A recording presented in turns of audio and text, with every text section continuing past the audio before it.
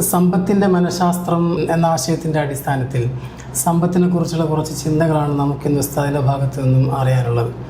എനിക്ക് തോന്നുന്നത് പ്രധാനമായും 4 പ്രശ്നങ്ങളാണ് ജനങ്ങളിൽ നിന്ന് അഭിമുഖീകരിക്കുന്ന സാമ്പത്തികമായ പ്രശ്നങ്ങൾ എന്ന് തോന്നുന്നു. ഒന്ന്, ശമ്പളം ലഭിക്കുന്നുണ്ടെങ്കിലും പക്ഷേ ശമ്പളം നിശ്ചിത ദിവസം കഴിയുമ്പോൾ പൂർണ്ണമായും തീർന്നു പോകുന്നു. സ്വന്തം അത്യാവശ്യങ്ങൾക്ക് പോലും അവർക്ക് ഉപയോഗിക്കാൻ സ്വരൂപിക്കാൻ കഴിയാത്ത ഒരവസ്ഥ. രണ്ടാമത്തേത്, കടം കൂടി വരുന്നു. മൂന്നാമത്തേത്, സമ്പന്നർ ചിന്തിക്കുന്ന ഒരു ചിന്തയുണ്ട്. സമ്പത്തുണ്ടാവാൻ വേണ്ടി സമ്പന്നർ ചിന്തിക്കുകയും പ്രവർത്തിക്കുകയും ചെയ്യുന്ന ഒരു രീതി, അവിടേക്ക് സാധാരണക്കാർക്ക് എത്താൻ കഴിയുന്നില്ല. മറ്റൊരു പ്രശ്നമാണ്, സമ്പത്ത് പല സ്ഥലങ്ങളിൽ കൂടി വരുന്നുണ്ടെങ്കിലും അത് സേവ് ചെയ്തുകൊണ്ട് നിശ്ചിത വർഷത്തേക്ക് നിശ്ചിത മാസത്തേക്ക് സേവ് ചെയ്തുകൊണ്ട് ആവശ്യത്തിന് ഉപയോഗിക്കാൻ ഇല്ലാത്തൊരവസ്ഥ. ഈ പ്രശ്നങ്ങളൊക്കെ അടിസ്ഥാനമാക്കിക്കൊണ്ട് എങ്ങനെ ഒരാൾക്ക്, എനിക്ക് തോന്നുന്നു ആദ്യം വേണ്ടത് സമ്പത്തിനെ കുറിച്ചുള്ള നല്ലൊരു ചിന്ത, മില്ലനെയർ മൈൻഡ് സെറ്റ് എന്നൊക്കെ പറയും. അപ്പോൾ സമ്പന്നരെ പോലെ ചിന്തിക്കുന്നതിൻ്റെ പ്രാധാന്യം എങ്ങനെയാണ്, ആ ചിന്തയിലേക്ക്, പോസിറ്റീവായ ചിന്തയിലേക്ക് നമ്മൾ എത്തേണ്ടത് എങ്ങനെയാണ്, അതുപോലെ ഇന്ന് സമൂഹത്തിൽ നിലനിൽക്കുന്ന സമ്പത്തിനെ കുറിച്ചുള്ള തെറ്റായ ചില ധാരണകളും ഉണ്ട്. അതിനെക്കുറിച്ച് ഉസ്താദിൻ്റെ അഭിപ്രായം എന്താണ്? തീർച്ചയായും നല്ലൊരു പഠനം നടക്കണം. ആ പഠനത്തിലൂടെ മൈൻഡ് സെറ്റ് മാറണം, സമീപന രീതികൾ മാറണം, സമ്പത്ത് ഉപയോഗപ്പെടുത്തുന്ന രീതി മാറണം, സമ്പത്തുമായി ബന്ധപ്പെട്ട വിനിയോഗ രീതികളിൽ മാറ്റം വരണം. പ്രധാനമായും മൈൻഡ് സെറ്റിലാണ് മാറ്റം വരേണ്ടത്. അങ്ങനെ വന്നപ്പോൾ 4 മേഖലയിലും നിങ്ങൾ സൂചിപ്പിച്ച ഈ ഏരിയകളിലെല്ലാം ഒരു പഠനം നടക്കണം. സമ്പത്തിൻ്റെ വിഷയത്തിൽ പ്രത്യേകിച്ചും ഇപ്പോൾ സമ്പത്തുമായി ബന്ധപ്പെട്ട ഫോമൽ എഡ്യൂക്കേഷൻ, വിദ്യാഭ്യാസം, പൊതുവായ വിദ്യാഭ്യാസം, ആ വിദ്യാഭ്യാസത്തിൽ പോലും പ്രായോഗികമായി സമ്പത്തിൻ്റെ വിനിയോഗ രീതിയോ അല്ലെങ്കിൽ സമ്പാദന മാർഗങ്ങളോ പറയുന്നതിലുപരി കുറേ പഠനങ്ങൾ നടക്കുന്നു എന്നതിൽ അത് അവസാനിക്കും. അപ്പോൾ അവിടെ നിന്ന് ചില മാറ്റങ്ങൾ, പ്രായോഗികതയിലൂന്നിയുള്ള ചില മാറ്റങ്ങൾ, ചില പഠനങ്ങൾ അത് നടക്കണം. ഇതിൽ 3 വിഷയങ്ങളാണ് പ്രധാനമായിട്ട്. ഒന്ന്, ഈ ഫൈനാൻഷ്യൽ അവയർനെസ്, സാമ്പത്തികത്തെക്കുറിച്ചുള്ളൊരു ബോധ്യം അതില്ലാത്തതാണ്. സമ്പത്ത് വരുന്നുണ്ട്, ചിലവഴിക്കുന്നുണ്ട്. പലരും സമൂഹത്തിൽ അവർ സമ്പന്നരാണ്, ചിലർ മീഡിയം ലെവലിലുള്ളവരാണ്, ചിലർ പുവർ ലെവലിലുള്ളവരാണ്, താഴെ ഗതിയിലുള്ളവരാണ്. ഇവർക്കെല്ലാം വിഷയം എന്താണ് സമ്പത്തിനെ എങ്ങനെ വിനിയോഗിക്കണമെന്നതിനെക്കുറിച്ച് അവയർനെസ് ഇല്ലാത്തത് കൊണ്ട് സമ്പന്നനും വിഷമിക്കുന്നു, പാവപ്പെട്ടവനും വിഷമിക്കുന്നു. സമ്പന്നൻ്റെ വിഷമത്തിൻ്റെ വലുപ്പം കുറച്ച് കൂടുതലാണ്, അത് പലപ്പോഴും മറ്റുള്ളവർ അറിയുന്നില്ല. ഇങ്ങനെ ജീവിക്കേണ്ടി വരുന്നു. അപ്പോൾ ഫൈനാൻഷ്യൽ അവയർനെസ്സാണ് അവർക്ക് ഒന്നാമതായി വേണ്ടത്. അതിൻ്റെ കുറവ് പലർക്കും അനുഭവപ്പെടുന്നുണ്ട്. എല്ലാവർക്കും അനുഭവപ്പെടുന്നുണ്ടെന്ന് പറഞ്ഞ് സമൂഹത്തെ അടച്ചാക്ഷേപിക്കേണ്ടതില്ല. അതേസമയത്ത് സമൂഹം ഈ ഒരു പ്രയാസം അനുഭവിക്കുന്നുണ്ട്. ഈ പ്രയാസം അനുഭവിക്കുന്നവർക്ക് ഒരു പഠനം ആവശ്യമാണല്ലോ. ആ പഠനം ആവശ്യമുണ്ട് എന്നുള്ളതിലേക്കുള്ള സൂചനയാണ് ഇന്നത്തെ നമ്മുടെ ടോക്ക് സീരീസ്. എന്ന് മാത്രമല്ല, നമ്മൾ ഈ ടോക്ക് സീരീസ് കൊണ്ട് ഇന്ന് ഉദ്ദേശിക്കുന്നത് ഒരു സാധാരണക്കാർക്ക് ഉപകാരപ്പെടുന്ന ഒരു പഠന ശൃംഖല, വേണമെങ്കിൽ ഒരു കോഴ്സ് എന്ന് പറയാം. ഫൈനാൻഷ്യൽ റിലേറ്റഡ് ആയിട്ടുള്ള, സാമ്പത്തികവുമായി ബന്ധപ്പെട്ടുള്ള ഒരു കുറഞ്ഞ ദിവസത്തെ ഒരു റെക്കോർഡഡ് കോഴ്സിനെ കുറിച്ച് സൂചിപ്പിക്കാൻ കൂടിയാണ് നമ്മളിത് പറയുന്നത്. ഇതിൽ രണ്ടാമത്തെ വിഷയം ഒരു ഇമ്പൾസീവ് സ്പെൻഡിങ് ആണ്. അതായത് ഒരു ആവേശപ്പുറത്തുള്ള ചിലവഴിക്കൽ. സമ്പത്ത് കിട്ടുന്നു, ആവേശത്തിൽ അത് വാങ്ങണം തോന്നുന്നു, അത് വാങ്ങുന്നു. ഇമ്പൾസീവ് സ്പെൻഡിങ്, അതായത് ആവേശപൂർവ്വമുള്ള ചിലവഴിക്കൽ, അത് ഒരു പ്രശ്നമാണ്. അതിന് പരിഹാരം വേണം. ഇതൊക്കെ വിശദമായി പഠനങ്ങൾ നടക്കേണ്ടതാണ്. നിരന്തരം അതേക്കുറിച്ചൊരു വിശാലമായ, നമ്മളിപ്പോൾ ഇതിനെക്കുറിച്ച് ഒരു 20 ടോപ്പിക്കുകളിലായി 10-20 സബ്ജക്റ്റ് ഉൾക്കൊള്ളുന്ന 10 റെക്കോർഡഡ് ക്ലാസ്സുകളാണല്ലോ നമ്മൾ സെറ്റ് ചെയ്തത്. ഇതിലത് വിശദമായി ഓരോ പാർട്ടുകൾ നമ്മൾ പരാമർശിക്കുന്നുണ്ടല്ലോ. അപ്പോൾ അതിൽ ഒരാൾ വരികയാണെങ്കിൽ അവർക്ക് ഇത്തരം വിഷയങ്ങൾ കുറഞ്ഞ സമയമുണ്ട്. ആ റെക്കോർഡഡ് ക്ലാസ് കേൾക്കുമ്പോൾ തന്നെ മിക്കവാറും ആൾക്കാർക്ക്. മൂന്നാമത്തത് ബഡ്ജറ്റിങ് വേണം. ബഡ്ജറ്റിങ് ഉണ്ടാകുമ്പോഴാണ് സമ്പത്ത് അവനവന് ഉള്ള സമ്പത്തിനെ ആസ്വദിക്കാനും ഉപയോഗിക്കാനും പറ്റുന്നത്. അത് എത്ര വലിയ കൗണ്ട് ഉണ്ടാകുമ്പോഴും, അഥവാ എത്ര വലിയ സ്വത്തുണ്ടാകുമ്പോഴും, ഇനി വളരെ ലോ കൗണ്ടിലാണെങ്കിലും കുറഞ്ഞ അളവിലാണെങ്കിലും അവർക്കത് ബഡ്ജറ്റ് ചെയ്ത് ഉപയോഗിക്കുകയാണെങ്കിൽ സമൂഹത്തിൽ ഒരു റിച്ച് മൈൻഡ് സെറ്റ് കീപ്പ് ചെയ്യാൻ പറ്റും. ഒരു സമ്പന്നത ഉള്ള മനോഭാവം. ഈ മനോഭാവം ഉണ്ടാകുമ്പോൾ തന്നെ ധന്യതയാണ്. പല പാവപ്പെട്ടവരെയും പലപ്പോഴും നമുക്ക് കാണാം. അവർ സമൂഹത്തിൽ സാമ്പത്തികമായി ലോ ലെവൽ കീപ്പ് ചെയ്യുന്നവരാണ്, അല്ലെങ്കിൽ ലോ ലെവലിൽ മുന്നോട്ട് പോകുന്നവരാണ്. പക്ഷേ അവരുടെ ജീവിതത്തിൽ നല്ല സമ്പന്നത അനുഭവിക്കുന്നുണ്ട്, സ്വസ്ഥത അനുഭവിക്കുന്നുണ്ട്, നല്ല ധന്യത അനുഭവിക്കുന്നുണ്ട്. കാരണം അവർക്ക് ഈ പറഞ്ഞ ഘടകങ്ങളുണ്ട്. ബഡ്ജറ്റിംഗ് ഉണ്ട്. അവർ ഈ ഇമ്പൾസീവിന് പകരം ഒരു കോഗ്നിറ്റീവ് മോഡ് കീപ്പ് ചെയ്യുന്നവരാണ്. അഥവാ ഒരു ചിലവഴിക്കേണ്ട ഒരു ഘട്ടം വരുമ്പോൾ കീപ്പ് ചെയ്യേണ്ട ചില ആദർശങ്ങളുണ്ട്, അതവർ കീപ്പ് ചെയ്യുന്നുണ്ട്. ചില മാനേഴ്സ് അത് കീപ്പ് ചെയ്യുന്നത് കൊണ്ട് അവരതിൻ്റെതായ സുഖം അനുഭവിക്കുന്നുമുണ്ട്. അങ്ങനെ കാണാം.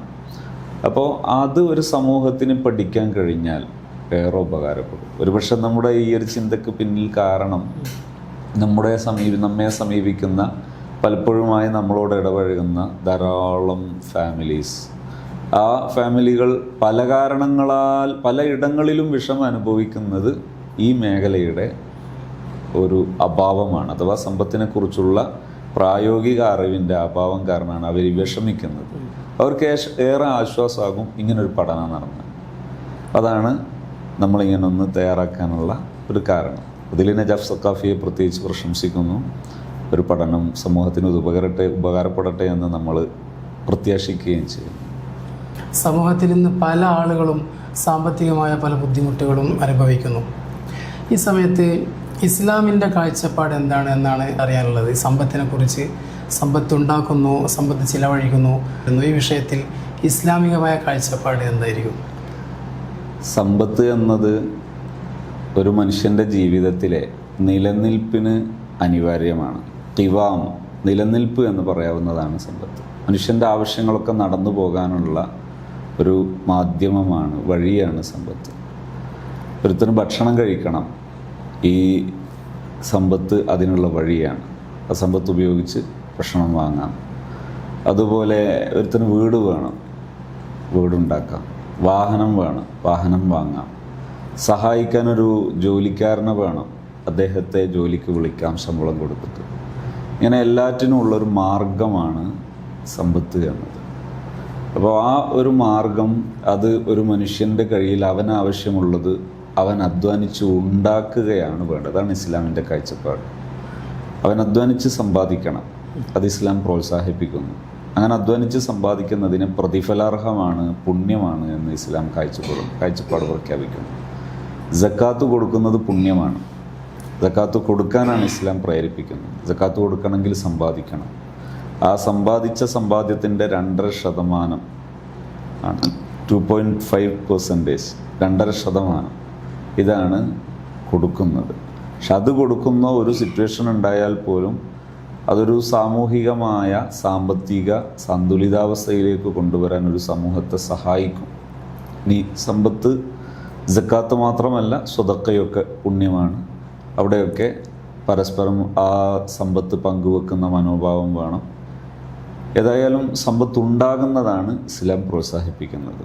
പക്ഷേ ആ സമ്പത്ത് ഉണ്ടാകുന്ന സമയത്ത് ചില മാനദണ്ഡങ്ങൾ പാലിക്കണം, ചില ധാർമ്മികതകൾ പാലിക്കണം. അതിലൊന്ന്, സമ്പാദന മാർഗം അത് ശരിയായിരിക്കണം, അത് ചൂഷണമുള്ളതാകരുത്. പലിശ ചൂഷണത്തിൻ്റെ വഴിയാണ്. ഇസ്ലാം അത് നിഷിദ്ധമാക്കി.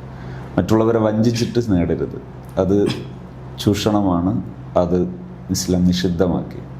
പകരം മറ്റൊരാളുടെ സമയമോ സമ്പത്തോ അവകാശങ്ങളോ ലംഘിക്കാതെ നേടണം.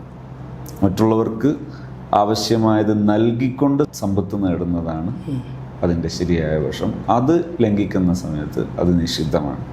മറ്റൊന്ന്, സമ്പാദ്യം ഒരാൾക്ക് ലഭ്യമാകുമ്പോൾ, സമ്പത്തുണ്ടാകുമ്പോൾ അദ്ദേഹത്തിൻ്റെ കാഴ്ചപ്പാട് എന്തായിരിക്കണം? അത് കെട്ടിപ്പൂട്ടി വെക്കുക, അല്ലെങ്കിൽ അത് നിശ്ചലമാക്കി സൂക്ഷിക്കുക. നിശ്ചലമായി സൂക്ഷിക്കുക എന്ന് പറഞ്ഞാൽ പാടില്ല എന്നല്ല, മറിച്ച് അവിടെയും സൂക്ഷിക്കേണ്ട വശങ്ങളുണ്ട്. അദ്ദേഹത്തിന് ആവശ്യമായ ഒരു നിഷ്ക്രിയത്വം വരാത്ത ഒരു സൂക്ഷിപ്പ്, സേവിങ്സ്, അത് പ്രോത്സാഹനജനകമാണ്. അതേസമയത്ത് തൻ്റെ കൂടപ്പുറപ്പുകളും അയൽവാസികളും നാട്ടുകാരും ആവശ്യക്കാരായിരിക്കെ അവരെയൊക്കെ അവഗണിച്ചുകൊണ്ട് പൂട്ടിവെക്കുന്നത്, അതൊരു പ്രോത്സാഹനം. ഐലുല്ലിക്കുല്ലി ഹുമസത്തിൽ ലുമസ അല്ലദീ ജമാ മാലം വഅദ്ദദ, ഇസ്ലാം പറയുന്നത് കാണാം. ഒരു നാശമാണ് അത്. അങ്ങനെ സമ്പാദിച്ച് അത് എണ്ണിക്കൂടുക. യഹ്സബു അന്ന മാലഹു അഖ്ലദഹു, ആ സമ്പത്ത് അവനെ ശാശ്വതമാക്കി നിലനിർത്തും. മനുഷ്യരൊന്നും വേണ്ട, ബന്ധങ്ങളൊന്നും വേണ്ട, പരസ്പര സേവനങ്ങളൊന്നും വേണ്ട എന്ന ചിന്താഗതി, അത് ഉള്ളതിൻ്റെ പേരിലുള്ള കെട്ടിപ്പൂട്ടി വെക്കൽ, അത് വളരെ മോശമാണെന്ന് ഇസ്ലാം പ്രഖ്യാപിക്കുന്നു. ഇന്ന് ആളുകൾ അഭിമുഖീകരിക്കുന്ന മറ്റൊരു പ്രശ്നമാണ് ശമ്പളം വരുന്നു, പക്ഷേ ശമ്പളം വന്ന് 2-3 ദിവസം കഴിയുമ്പോഴേക്ക് കാശ് മുഴുവൻ കാലിയാവുന്നു. സ്വന്തം അത്യാവശ്യത്തിന് ഉപയോഗിക്കാൻ കഴിയാത്ത അവസ്ഥ വലിയൊരു പ്രശ്നമാണ്. ഇതിൻ്റെ പരിഹാരമായിട്ട് നമുക്ക് എന്താണ് പറയാൻ സാധിക്കുക? അവിടെയും ഞാൻ നേരത്തെ സൂചിപ്പിച്ച അതേ ഭാഗം തന്നെയാണ് ഇവിടെ ഉപയോഗിക്കേണ്ടത്. അതായത് സ്പെൻഡിങ് സ്റ്റൈല് മാറ്റണം. ഇമ്പൾസീവ് സ്പെൻഡിങ് മാറ്റി വെച്ചാൽ മതി. മറ്റൊന്ന്, അതിനെ ചിലവഴിക്കുന്നതിന് അതിനെ ഷെഡ്യൂൾ ചെയ്യുന്ന ഒരു രീതി. അതായത് ഒരു 50% നമ്മുടെ ലൈഫ് സ്പെൻഡിങ്ങിന് വേണ്ടി മാറ്റിവെച്ചാൽ ഒരു 30% സേവിങ്ങിലേക്ക് അഥവാ ഇൻവെസ്റ്റ്മെൻറ്റിലേക്ക് കൊണ്ടുപോയി 20% എമർജൻസി ഫണ്ടിലേക്ക് മാറ്റിവെക്കുക. അങ്ങനെ ഒരു 50, 30, 20. ഇനി അല്ലാത്ത ശൈലി സ്വീകരിക്കാം, 40, 40, 20 ഇങ്ങനെ വേണമെങ്കിൽ സ്വീകരിക്കാം. അത് ഓരോരുത്തരുടെയും ഡിപ്പെൻഡഡ് ആണ്. അപ്പോൾ അങ്ങനെ ഒരു ബഡ്ജറ്റിംഗ് തയ്യാറാക്കി വെച്ചിട്ട് അതിലൂടെ മുന്നോട്ട് പോകുന്ന സമയത്ത് ഇത് കുറച്ചുകൂടി മെത്തേഡുകളുണ്ട്. കുറച്ച് ഡീപ്പായിട്ട് ചർച്ചകളും കാര്യങ്ങളൊക്കെ നടക്കേണ്ടതാണ്. നമ്മുടെ കോഴ്സിൽ സെറ്റ് ചെയ്തതുകൊണ്ട് ഇവിടെ തന്നെ അത് വിശദീകരിച്ചാൽ കാഴ്ചക്കാർക്ക് ഒരു വിഷയം നമ്മുടെ ഈ ഒരു വീഡിയോ തന്നെ ദൈർഘ്യമേറും. അപ്പോൾ അത് തന്നെയാണ് ഇതിൽ കീപ്പ് ചെയ്യേണ്ടത്. ഇത്രയും കീപ്പ് ചെയ്താൽ തന്നെ ലൈഫ് മാറുന്നത് കാണാം. ഒരു ശമ്പളം അദ്ദേഹത്തിന് മതിയായി ആസ്വദിക്കാൻ പറ്റുന്നത് കാണാം. അതേസമയത്ത് 10,000 രൂപ ശമ്പളം കിട്ടുമ്പോൾ 50,000 ശമ്പളം കിട്ടുമ്പോഴും ഒരേപോലെ ശമ്പളം തീർന്നു പോകുന്ന പ്രശ്നം കാണാം. എന്നാൽ അത് പരിഹരിക്കാൻ ഈ മെത്തഡോളജി അത് ഉപയോഗിക്കപ്പെടുകയാണ് ചെയ്യേണ്ടത്. പക്ഷേ ഇതിൻ്റെ ഒരു പ്രാക്ടിക്കൽ സ്റ്റൈലുണ്ട്. ഓരോ സ്റ്റെപ്പുകളും കാര്യങ്ങളൊക്കെ എങ്ങനെയൊക്കെ കീപ്പ് ചെയ്യാം, എത്ര സാധ്യതകളുണ്ട്, അത് ഡീപ്പായിട്ട്. ഉസ്താദ് ഇപ്പോൾ പറഞ്ഞ ഈ പരിഹാരം കുറച്ചൊക്കെ കൂടുതൽ ശമ്പളം ലഭിക്കുന്ന ആളുകൾക്ക് ചെയ്യാൻ കഴിയും. അതുപോലെ ഇവിടെ വരുന്ന മറ്റൊരു ചോദ്യമാണ്, ഉദാഹരണത്തിന് തലമുറകൾ ഉപ്പയോ അല്ലെങ്കിൽ ബന്ധത്തിൽപ്പെട്ട മറ്റാരെങ്കിലും വലിയൊരു കടം നമ്മിലേക്ക് ഏൽപ്പിച്ച് വെച്ചിട്ടുണ്ട്. നിലവിൽ ഓൾറെഡി അവർക്കൊരു കടങ്ങളുണ്ടല്ലോ. നിലവിൽ ലഭിക്കുന്ന ശമ്പളമാണെങ്കിൽ തുച്ഛമായൊരു ശമ്പളം 10,000 രൂപയാണ്. ഇങ്ങനത്തെ ആളുകൾക്ക് ഉസ്താദ് പറഞ്ഞ ഈ ഒരു പരിഹാരം, കുറച്ച് സേവ് ചെയ്യുന്നു, അത്യാവശ്യത്തിന് വേണ്ടി ചിലവഴിക്കുന്നു, ഈ രീതിയിലേക്ക് നടത്താൻ പ്രയാസമായിരിക്കുമല്ലോ. ഇങ്ങനത്തെ ആളുകൾക്ക് വേണ്ടി എന്താണ് പറയാനുള്ളത്? അത് അവർക്ക് വരുമാനമുണ്ട്, ചെറുതാണ്, പക്ഷേ നിലവിൽ വലിയ ഒരു തുക കടമായി നിലനിൽക്കുന്നുണ്ട്. അവരാദ്യം ഈ ബാധ്യത നിലനിൽക്കുന്ന വ്യക്തികളോട് പറഞ്ഞ് സാവകാശം നേടുകയും, രണ്ടാമതായി അദ്ദേഹത്തിൻ്റെ വരവ് വിലയിരുത്തിയതിന് ശേഷം വരവിന് വേണ്ടി അദ്ദേഹം പഠിക്കണം. പഠനമാണ് ഏറ്റവും വലിയ ഇൻവെസ്റ്റ്മെൻറ്റ്, ഏറ്റവും വലിയ സമ്പാദന മാർഗം. അതിനുവേണ്ടി ഉപയോഗിക്കേണ്ട മെയിൻ ക്യാപിറ്റൽ അത് പഠനമാണ്. അപ്പോൾ പഠിക്കുകയാണ് ചെയ്യേണ്ടത്. ഇന്നൊരുപാട് മാർഗങ്ങൾ ഉള്ള കാലമാണ്. പഴയ കാലത്തിനെ അപേക്ഷിച്ച് വഴികൾ ധാരാളം ഉള്ള കാലമാണ്. അതുകൊണ്ട് തന്നെ വഴികളെക്കുറിച്ച് പഠിക്കുകയാണെങ്കിൽ സുരക്ഷിതമായ വഴികൾ, വലിയ ബിഗസ്റ്റ് ഇൻവെസ്റ്റ്മെൻ്റ് ഇല്ലാതെ അല്ലെങ്കിൽ വലിയ സൂക്ഷിപ്പുകളില്ലാതെ മുതലിറക്കാതെ അങ്ങനെ തന്നെ സമ്പാദിക്കാം. പക്ഷേ പഠിക്കണം. പഠനമാണ് മെയിൻ ഇൻവെസ്റ്റ്മെൻറ്റ്. ഇവിടെ 2 രീതിയിലുള്ള പഠനം നടക്കണമെന്ന് എനിക്ക് തോന്നുന്നത്. ഒന്ന്, സ്വന്തം പുതിയ കഴിവുകൾ നേടാൻ വേണ്ടിയുള്ള ലൈഫ് സ്കില്ല് പഠിക്കാനുള്ള ഒരു പഠനം. പിന്നെ എനിക്ക് തോന്നുന്നത് രണ്ടാമത്തേത് ഉസ്താദ് ഇപ്പം പറഞ്ഞതുപോലെയുള്ള സമ്പത്തിനെ കുറിച്ചുള്ള ഒരു പഠനം. സമ്പത്ത് എങ്ങനെ നേടാം, എങ്ങനെ ചിലവഴിക്കണം, സൈക്കോളജി ഓഫ് മണി എന്നൊരു കൺസെപ്റ്റ് അവർ പഠിക്കേണ്ടി വരും അല്ലേ? സമ്പത്ത് എങ്ങനെ നേടാം എന്നത് മാത്രമല്ല, അതേ സമയത്ത് പഠനം എന്നത് തന്നെ ഒരു ക്യാപിറ്റലാണ്. സമ്പത്ത് എങ്ങനെ നേടണം എന്നതിനെക്കുറിച്ച് പഠിക്കുന്നത് അതിലൊരു പാർട്ട് മാത്രം. അതേസമയം സമ്പാദ്യ മാർഗത്തിനെ കുറിച്ചോ അല്ലെങ്കിൽ ആ വഴിയെക്കുറിച്ച് എന്ന് പറയുമ്പോൾ ആ വഴിയിൽ ഏറ്റവും പ്രധാനപ്പെട്ടത് സ്കില്ലുകളാണ്. ആ സ്കില്ല് തന്നെയാണ് പഠനം തന്നെ. അത് വേറെ വിശാലമായി ചർച്ച ചെയ്യേണ്ട ഭാഗങ്ങളാണ്. അതായത് ഇത്ര മണിക്കൂർ ഒരാൾ ചിലവഴിച്ചാൽ അയാൾക്ക് അത് സ്കില്ലാകും, ഇത്ര മണിക്കൂർ ചിലവഴിച്ചാൽ അത് നോളേജ് ആകും, ഇത്ര മണിക്കൂർ ചിലവഴിച്ചാലാണ് അത് ഹാബിറ്റ് ആകുന്നത്. അപ്പോൾ അത് നോളേജ് ആകണം, സ്കില്ലാകണം, ഹാബിറ്റ് ആകണം. അതിനാവശ്യമായ രീതിയിലുള്ള പഠനങ്ങൾ വരുമ്പോൾ അത് തന്നെ അദ്ദേഹത്തിന് ഏറ്റവും വലിയ ഇൻവെസ്റ്റ്മെൻ്റ് ആയിരുന്നു. അതുപോലെ ഇന്ന് ആളുകൾ അനുഭവിക്കുന്ന മറ്റൊരു വലിയ പ്രശ്നമാണ് കടം കൂടി വരുന്നു. എത്ര ശ്രമിച്ചിട്ടും കടം കുറക്കാൻ സാധിക്കുന്നില്ല. ഏതെങ്കിലും ഒരു വഴിയിൽ ക്യാഷ് കുറച്ച് കൂടുതൽ കയ്യിൽ വരികയാണെങ്കിൽ ആ സമയത്ത് മറ്റ് പല ആവശ്യങ്ങളും വന്നുകൊണ്ട് കടം കൂടുന്നു. ഈ കടവുമായി ബന്ധപ്പെട്ട ആളുകൾ അഭിമുഖീകരിക്കുന്ന ഈ പ്രശ്നത്തിന് എന്താണ് ഉസ്താദിന് പരിഹാരം പറയാനുള്ളത്? അതിൽ അവിടെയും ഇതേ വിഷയം തന്നെയാണ് പ്രധാനം. എങ്ങനെയാണ് അത് ഷെഡ്യൂൾ ചെയ്യേണ്ടത്? കടം വീട്ടുമ്പോൾ അതിനും ഒരു രീതിയുണ്ട്. അതായത് ചെറിയ കടങ്ങൾ ആദ്യം വീട്ടുക, പിന്നെ അതിൻ്റെ വലിയ കടങ്ങൾ വീട്ടുക, അതിന് തന്നെ സമയം ക്രമീകരിക്കുക. ഇത്തരം സംഗതികൾ ഒരു പ്ലാനിങ് എന്ന് ചുരുക്കി പറയാം, ഒറ്റവാക്കിൽ പ്ലാനിങ് എന്ന് പറയാം. ഈ പ്ലാനിങ് ഉണ്ടെങ്കിൽ അദ്ദേഹത്തിന് കടം വീട്ടാൻ കഴിയും. പ്ലാനിങ് ഇല്ലെങ്കിൽ കടം തീരൂല, കടം നീണ്ടുപോകും.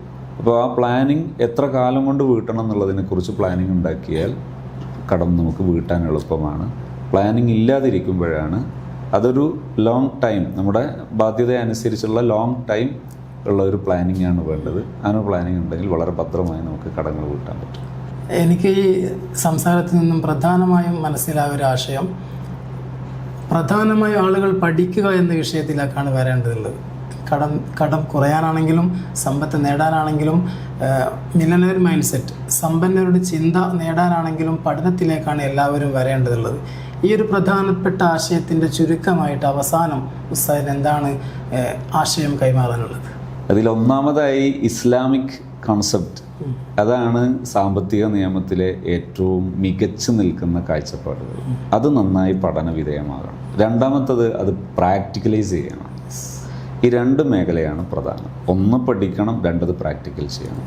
അതിൽ പഠനത്തിൽ ഇസ്ലാമിനെ ഫോളോ ചെയ്ത് പഠിക്കാൻ കഴിയണം. കാരണം സാമ്പത്തിക നിയമം അത് പഠിക്കുന്നിടത്ത് ഒരു അക്കാദമിക് ലെവൽ മാത്രമായാൽ അവിടെ പലപ്പോഴും പലിശയെ പ്രൊമോട്ട് ചെയ്ത് പഠനം നടക്കും. അതുപോലെ പല പഠനവും നടക്കും. അവിടെ ഇസ്ലാമിക് കോൺസെപ്റ്റിനെയും കൂടെ ഇസ്ലാമികമായ കാഴ്ചപ്പാടുകളെയും കൂടെ ഉൾക്കൊള്ളിച്ച് പഠിക്കണം.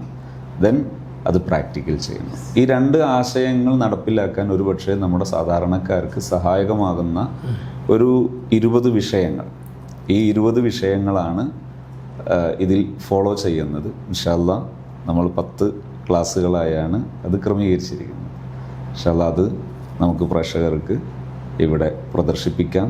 കൂടുതലായി പഠിക്കാൻ ആഗ്രഹിക്കുന്നവർ ശേഷം ഇതുമായി ബന്ധപ്പെട്ട് ഇതിൻ്റെ റിസോഴ്സുമായി ബന്ധപ്പെട്ടാൽ, ഇതിലെ കോണ്ടാക്റ്റുകളിലേക്ക് ബന്ധപ്പെട്ടാൽ നമുക്ക് അവർക്ക് അവസരം ഒരുക്കി കൊടുക്കുകയും അതിന് വേണ്ട വേദികൾ ഒരുക്കുകയും ചെയ്യാം. ഇൻഷാ അല്ലാഹ് സമൂഹത്തിന് ഇത് ഉപകരിക്കട്ടെ എന്ന് നാം പ്രത്യാശിക്കുന്നു, പ്രാർത്ഥിക്കുന്നു.